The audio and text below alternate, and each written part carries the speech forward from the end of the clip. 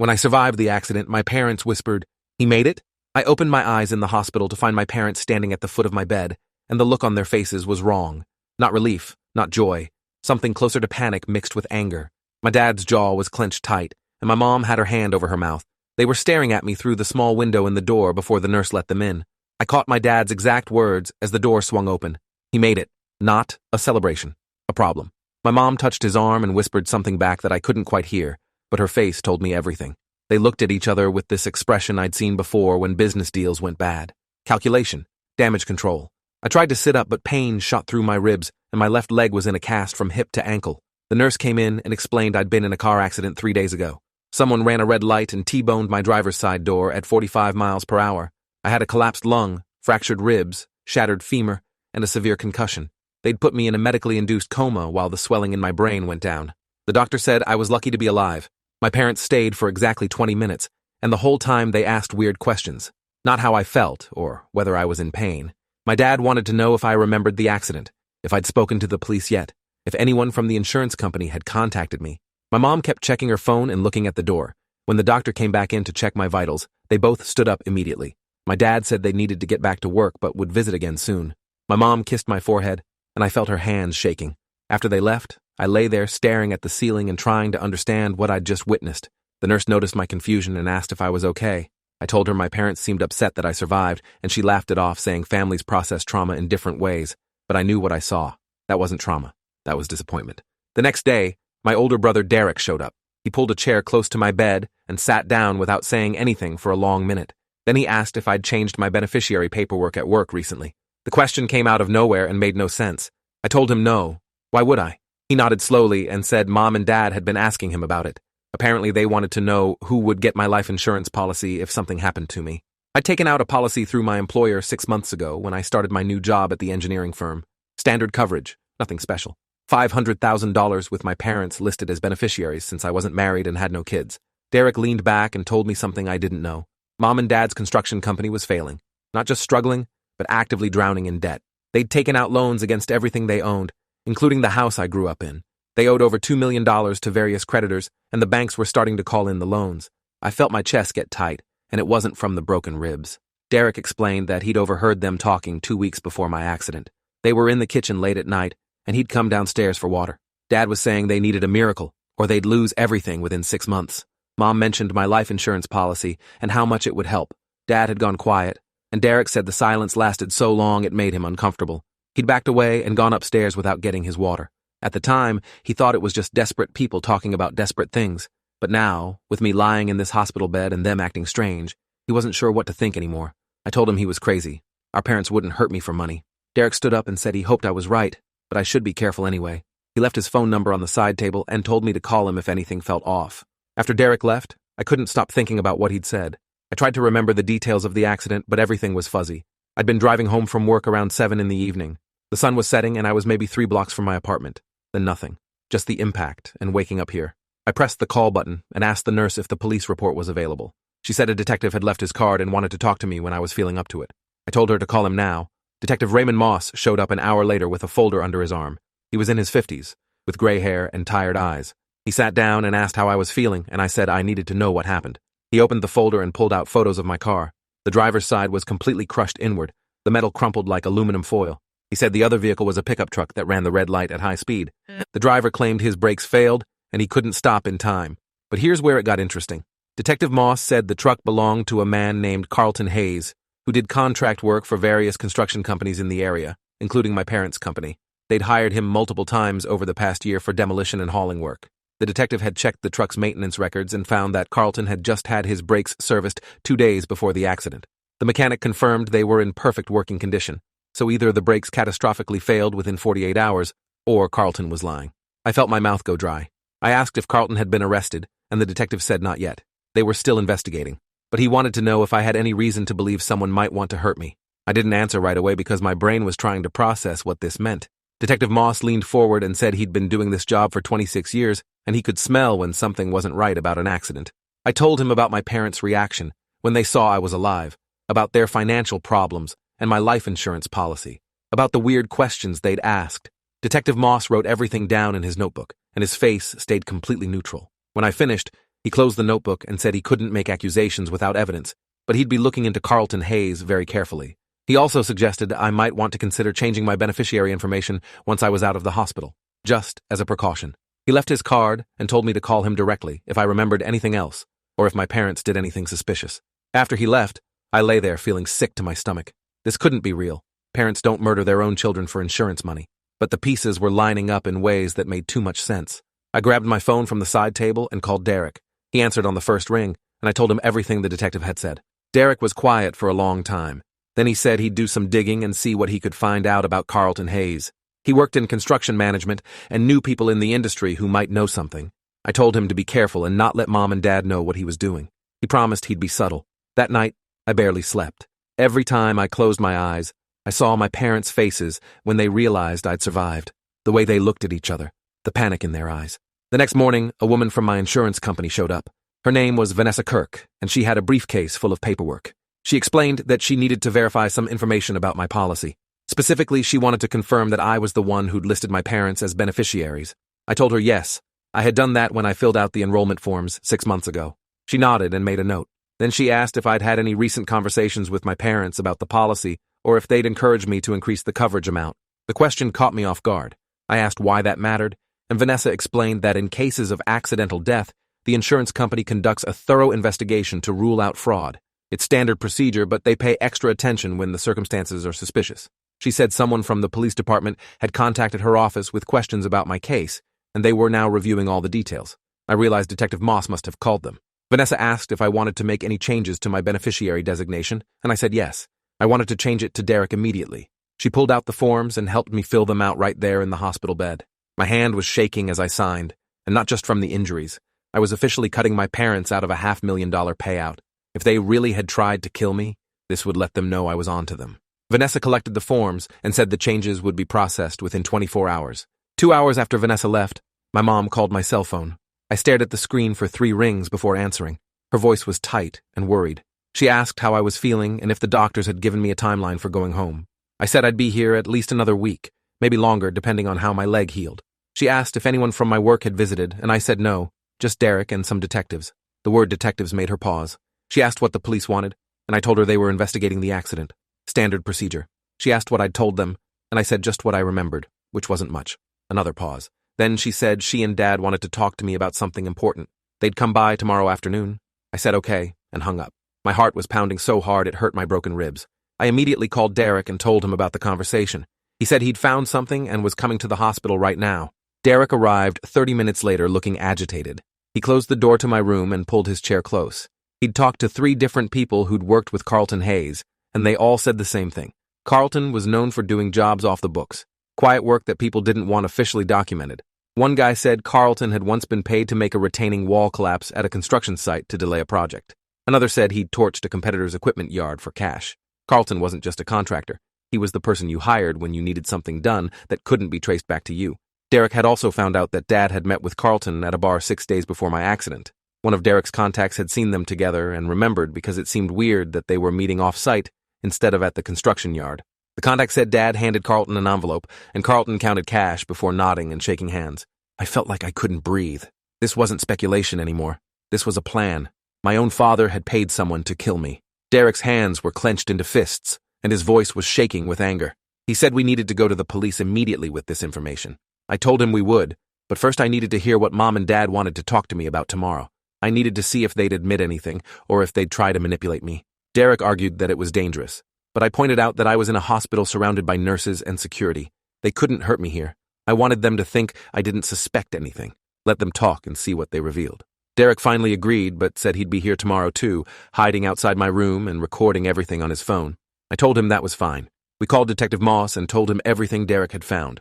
The detective said he was already building a case against Carlton Hayes, and this new information was exactly what he needed.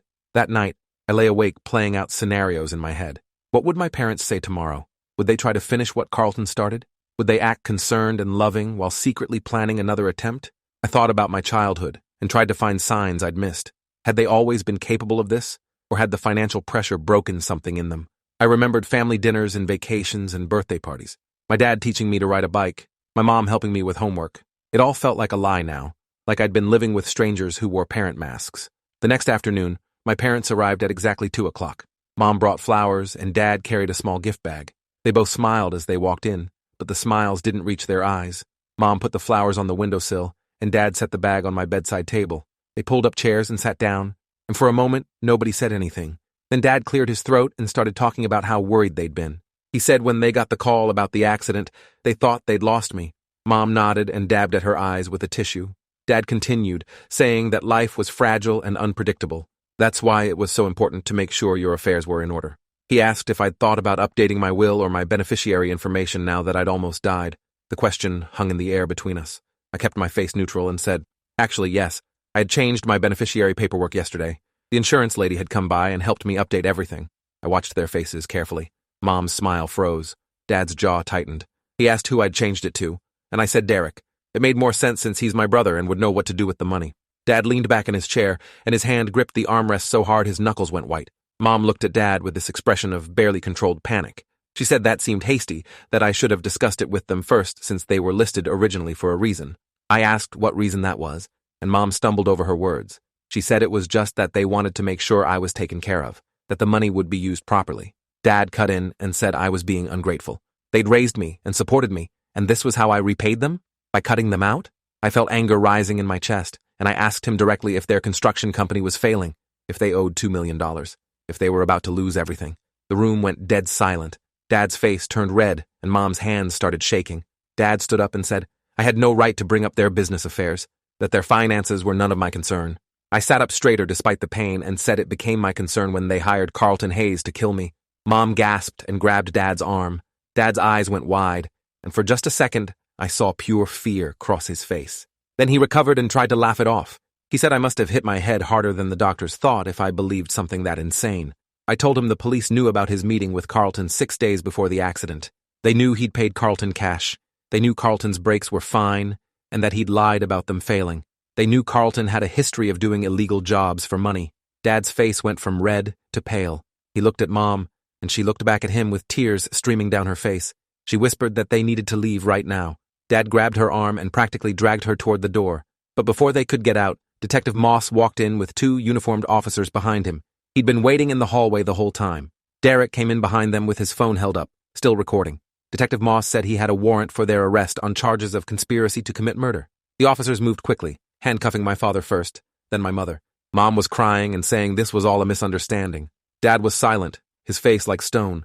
Detective Moss read them their rights while I sat there in my hospital bed watching my parents get arrested for trying to kill me. One officer led Mom out and she turned back to look at me. She said my name, and her voice broke. I didn't respond. I just stared at her until she was gone. Dad didn't look back at all. After they left, Derek sat down on the edge of my bed and put his hand on my shoulder. Neither of us said anything for a long time. Detective Moss explained that they'd been monitoring Carlton Hayes, and he'd made several calls to my father after I woke up from the coma. In those calls, Carlton had asked what he should do about the fact that I survived. My father had told him to stay quiet and deny everything. They had recordings of the conversations. Carlton had already been arrested an hour ago and was cooperating with the investigation in exchange for a reduced sentence. He'd given a full statement about how my father had approached him and offered $20,000 to cause an accident that would look random. Carlton had agreed and used his truck to run the red light at the exact moment I was crossing the intersection. He'd been following me from my office and had timed it perfectly. The brake failure story was something they'd agreed on beforehand as a cover. Carlton had even shown the police text messages from my father with details about my route home and what time I usually left work. The evidence was overwhelming. Derek asked what would happen now, and Detective Moss said my parents would be charged with conspiracy to commit murder and attempted murder. They'd likely face 20 to 30 years in prison if convicted. Carlton would probably get 10 to 15 years for his cooperation. My parents' construction company would be seized as part of the investigation since they'd used business funds to pay Carlton. Everything they owned would be liquidated to pay their debts. Over the next 3 weeks in the hospital, I had a lot of time to think. Physical therapy was brutal. Relearning to walk with a metal rod in my femur and screws holding my hip together. The collapsed lung healed, but the broken ribs still ached with every breath. Emotionally, I was numb. I'd go hours without feeling anything, then suddenly be overwhelmed with anger or grief. Derek visited every day, and we'd sit together not talking much, just existing in the same space. He'd taken time off work to help handle the legal aftermath. Our parents' house was being sold to pay creditors. The construction company had filed for bankruptcy. The lawyers said I could potentially sue for damages, but I told them I didn't want money from this. I just wanted to heal and move on. Derek agreed. We decided we didn't need anything from them except distance. A victim advocate named Judith helped me write a statement for the prosecutor's office about the emotional impact of the crime. I kept it factual and short. My parents had chosen money over my life. They'd planned my murder and paid someone to execute it. When it failed, their first concern wasn't my well-being, but covering their tracks. That was all the court needed to know. 6 weeks after the accident, I was released from the hospital with a walker and a prescription for physical therapy 3 times a week. Derek helped me move into a new apartment, since I couldn't manage stairs yet. My old place was a 3rd-floor walk-up. The new place was ground level with wheelchair accessibility. My employer had held my position and told me to take all the time I needed to recover. My health insurance covered everything, though the bills were still massive. The life insurance policy remained in force with Derek as beneficiary, which felt darkly ironic. I'd almost been killed for money I didn't even need. My parents had destroyed our entire family over $500,000 that wouldn't have solved their problems anyway. The preliminary hearing happened 8 weeks post-accident. I attended in a wheelchair since standing for long periods was still impossible. The courtroom was cold and smelled like floor polish. My parents sat at the defense table in orange jumpsuits, and they both looked 10 years older. Mom's hair had gone completely gray. Dad had lost weight and had dark circles under his eyes. When I was wheeled in, Mom turned and looked at me. She mouthed the words, "I'm sorry," and I looked away. The prosecutor presented the evidence methodically.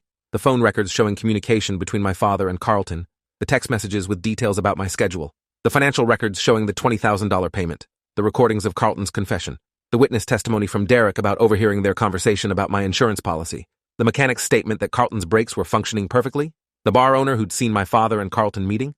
It took 3 hours to present everything, and by the end, my parents' lawyer looked defeated. The judge ruled there was sufficient evidence to proceed to trial and denied bail based on the severity of the charges and flight risk assessment.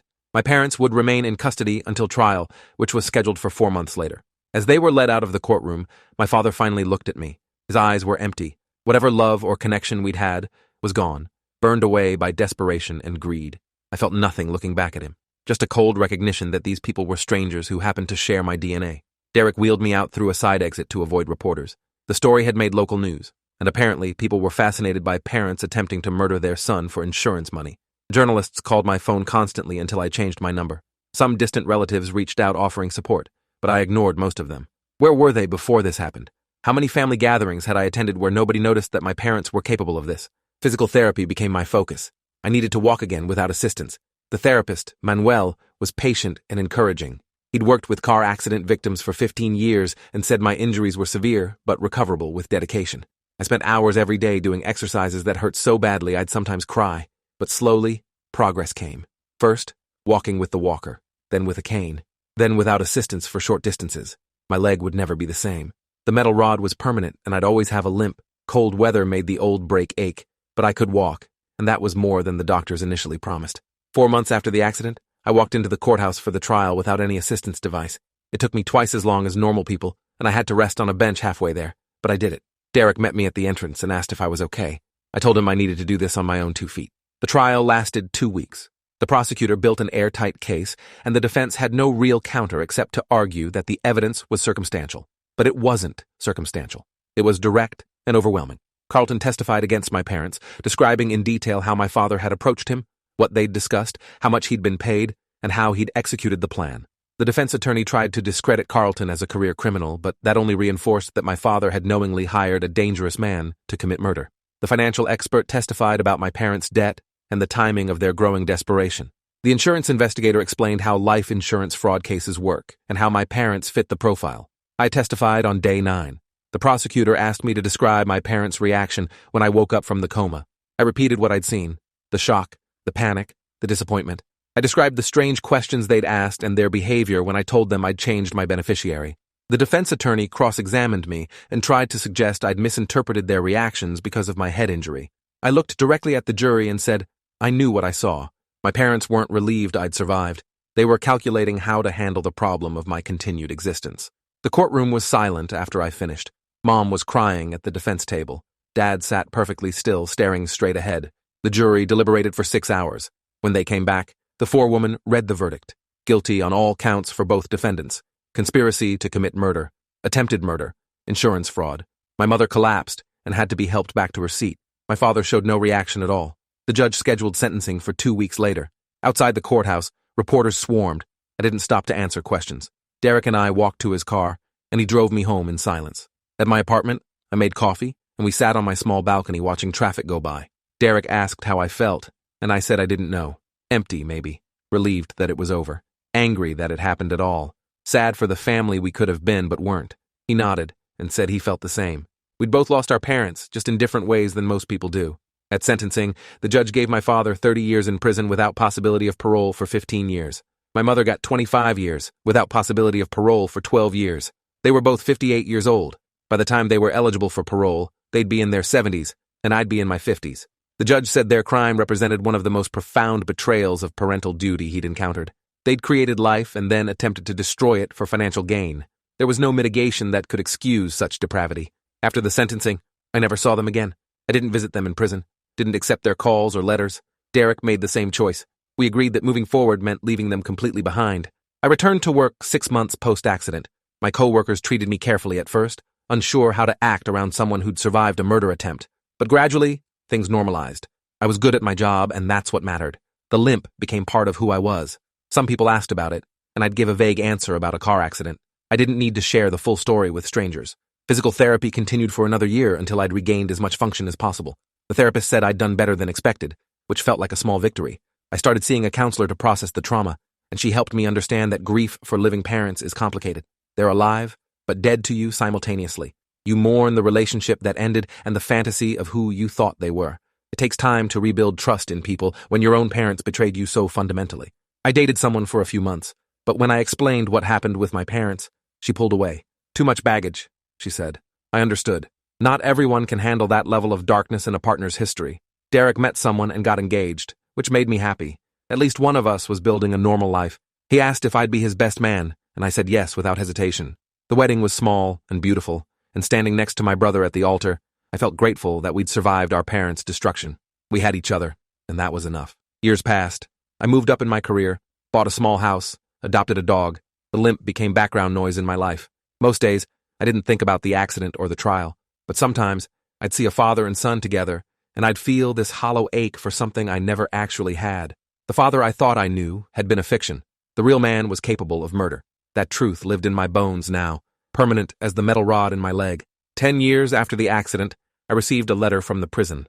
My mother was dying of cancer and wanted to see me. The letter sat on my kitchen counter for 3 days while I decided what to do. Part of me wanted to refuse, to let her die alone without the comfort of seeing her son. But another part, the part that remembered being 5 years old and having her bandage my scraped knees, wanted closure. I drove to the prison on a cold November morning. The visiting room was gray and institutional, smelling of disinfectant. My mother was brought in wearing prison scrubs, and I barely recognized her. She'd aged 30 years, her face gaunt and her body frail. We sat across from each other, and she immediately started crying. She said she was sorry, that she'd thought about me every day, that the guilt had eaten her alive. I listened without responding. Then I asked her the question I'd needed answered for a decade. Why? She said they'd been desperate, terrified of losing everything they'd built.